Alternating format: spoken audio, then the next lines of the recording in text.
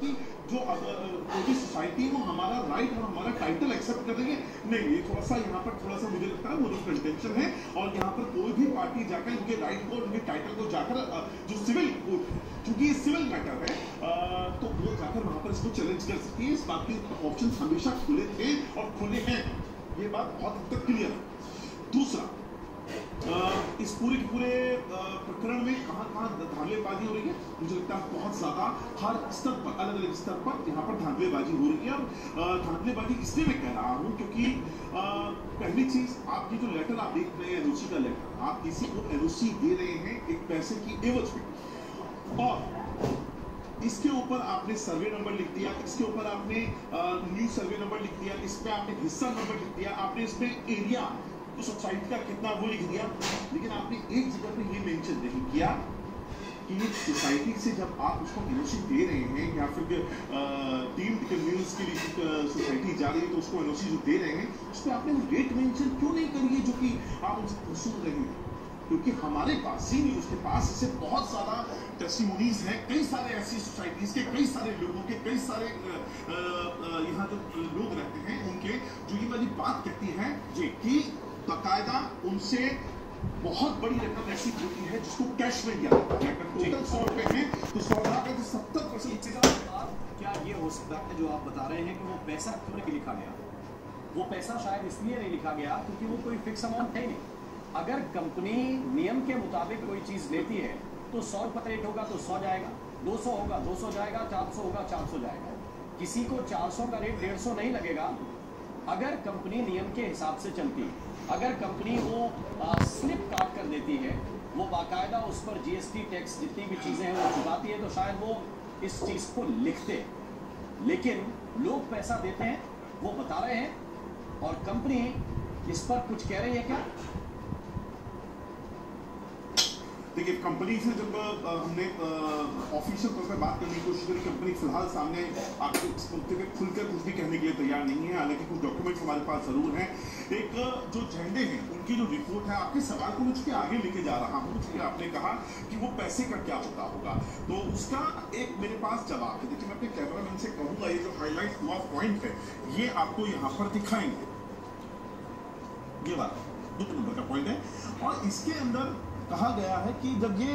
150 साल पहले ये 1999 साल की जो लीज डिसाइड हुई थी, तब ये कहा गया था कि जो भी व्यक्ति जो लगान वसूल रहा है, 1/3 जो फसल वसूल रहा है, उसको सरकार को 6,791 रुपये 9 आना और 6 पैसे जो होंगे वो गवर्नमेंट को देने होंगे। ये बात बहुत हद तक क्लियर थी।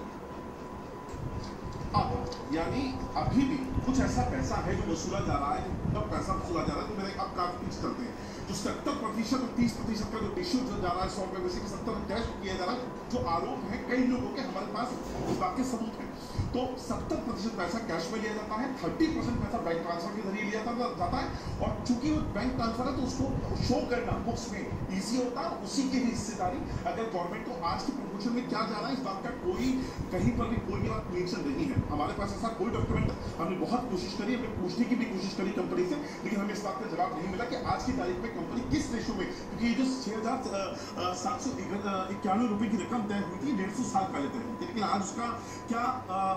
वैल्यूशन हुआ है वो किसी को नहीं पता है। तो ये एक वो वाली बात है कि जो कहाँ धांधली हो रही है और बड़े पैमाने पर धांधली हो रही है। और दूसरा जो सबसे इम्पोर्टेंट बात है, दोनों तरह की जो पार्टी सबके, एक वो जिसका अपना लैंड है, उसका पूरा का पूरा लैंड अपना है, उसको आज नए सिरे से अपना सर्वे करके अपनी बिल्डिंग खड़ी करनी है, उसको भी आज की तारीख में इस कंपनी से एनओसी लेनी होगी। और अगर कोई पुरानी सोसाइटी है, उस सोसाइटी को रीडेवलपमेंट में जाना है तो उसको डीम्ड कन्वीनियंस चाहिए होगा, उसके लिए एनओसी चाहिए होगी, तो उसको भी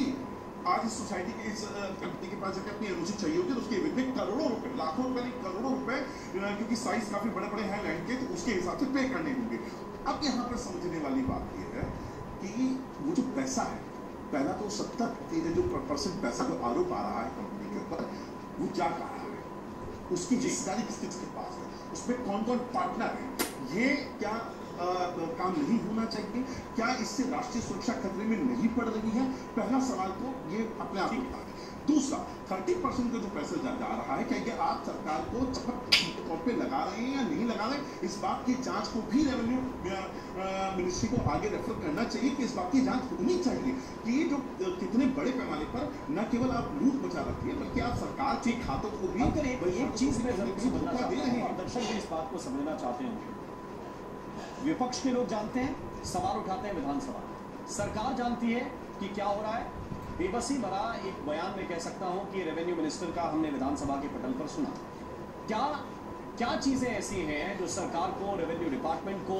कार्रवाई करने से रोकती है इस पूरे मामले को लेकर? क्या ये केस लड़वाने के लिए प्रॉपर वकील सरकार हायर नहीं कर रही, या दरअसल इच्छा शक्ति की कमी है कि जो हो रहा है उसमें कुछ हिस्सा दाएं बाएं करके इधर उधर भी जाते ही होगा, जैसा कि लोग समझते हैं और जानते हैं? तो क्या उसकी वजह से ये चीजें रुकी हुई हैं, या वाकई कानूनी पेचीदगी इतनी ज्यादा है कि इसमें सरकार करना नहीं चाहती? देखिए, कानूनी पेचीदगियों की आपने बात करी, मैं आपसे मेरे पास बहुत सारे डॉक्यूमेंट पहले हुए डॉक्यूमेंट 1945 से हमारे पास मौजूद है, अलग अलग वक्त पे अलग अलग दौर आया है। एक जो लेटेस्ट डॉक्यूमेंट है मुझे बताना चाहिए अपने दर्शकों को, ये हमारे पास डिविजनल कमीशन है कोंकण डिवीजन की, उनकी एक रिपोर्ट है, चूंकि झेंडे का जो 2008 का जो कलेक्टर का ऑर्डर आया था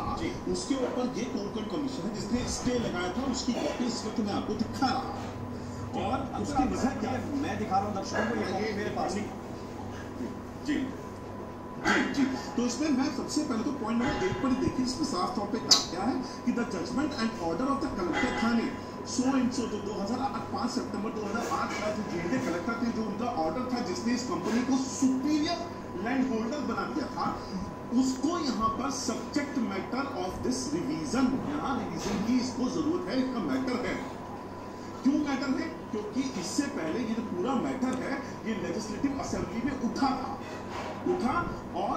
जो लैंड है रेस्पोंडेंट नंबर 2, क्योंकि इसके अंदर रेस्पोंडेंट नंबर 2 का नाम साफ तौर पे the estate investment company private limited के तौर पे दर्ज है, और उसमें साफ तौर पे कहा कि जो रेवेन्यू मिनिस्टर हैं उन्होंने इस बात को एश्योर किया था उस वक्त हाउस को कि एक इंक्वायरी इस सिलसिले में डिविजनल कमिश्नर कोंकण कंडक्ट करेंगे और इसकी रिपोर्ट 3 महीने में सौंपी जाएगी, और इस तरीके से 25 मई को 2015 को ये किया गया। अब आप पेज नंबर 2 पे आइए, जरा मैं अपने दर्शकों को समझाना करूंगा जी। दूसरे नंबर के पॉइंट का आखिरी जो पैरा है, जो उसको मैं पढ़ के सुनाना चाहता हूँ दर्शकों को समझ सके कि कोंकण कमिश्नर की रिपोर्ट क्या कहती है। उस रिपोर्ट में जो उस कंपनी को superior holder on pursuant of the report and the concern, हाँ, तो इसके अंदर बेसिकली कहा गया है कि थाने कलेक्टर ने जो रिपोर्ट बनाई है उसमें जो एविडेंसेस हैं उनको रिकॉर्ड पे लाने में वो पूरी तरह फेल रहे हैं, और इसके अलावा जो लीगल प्रोविजंस, बहुत से ऐसे दस्तावेज हैं, बहुत सारे डॉक्यूमेंट्स हम समय की कमी के चलते आपको दिखा नहीं सके, बहुत से ऐसे दस्तावेज हैं जो ये बताते हैं कि हाँ वहाँ पर हो रहा है, सरकार इसको कबूल करती है और सरकार ये भी मानती है कि हम इस पर कार्रवाई करना चाहते हैं, लेकिन किसी वजह से अभी नहीं कर पा रहे। अंकुर, बहुत बहुत शुक्रिया, बहुत बहुत धन्यवाद आपका हमारे साथ जुड़ने के लिए और ये तमाम डिटेल हमारे साथ साझा करने के लिए। इसी के साथ DNA में अभी के लिए बस इतना ही।